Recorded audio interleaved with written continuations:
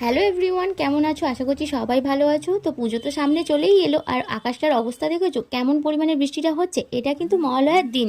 তো মহালয়ার দিন ভোরবেলা আমরা বেরোতে পারিনি, বেরোনোর প্ল্যান ছিল, কিন্তু বিকেলবেলা আমরা বেরিয়েছিলাম। আর বেরোতে বেরোতে দেখো সন্ধে হয়ে গেছে। আর এই যে রাস্তাটা ছিল সরারহাটের রাস্তা, কি সুন্দর করে সাজানো না?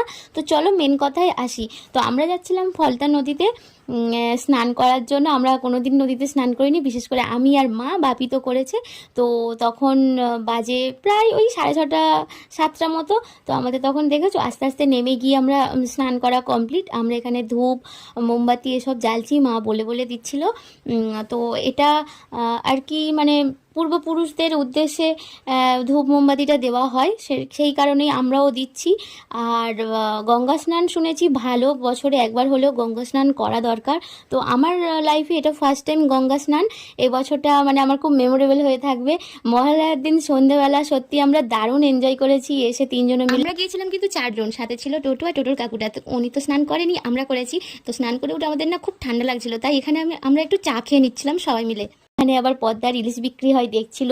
তো দুঃখের বশত নেওয়া হয়নি। আমাদের এই প্ল্যানটা হঠাৎ করেই করা হয়েছে, আর হঠাৎ করে প্ল্যান করেই বেরিয়ে গিয়েছি। প্রথমে ভেবেছিলাম যাবো না, ওই কারণেই ভোরবেলা প্ল্যানটা ক্যান্সেল হয়েছিল। কিন্তু সন্ধ্যাবেলা বললাম না, চলো যাই। এই দিনটা আবার একটা বছর পরে আসবে, তখন সুযোগ হবে কি হবে না।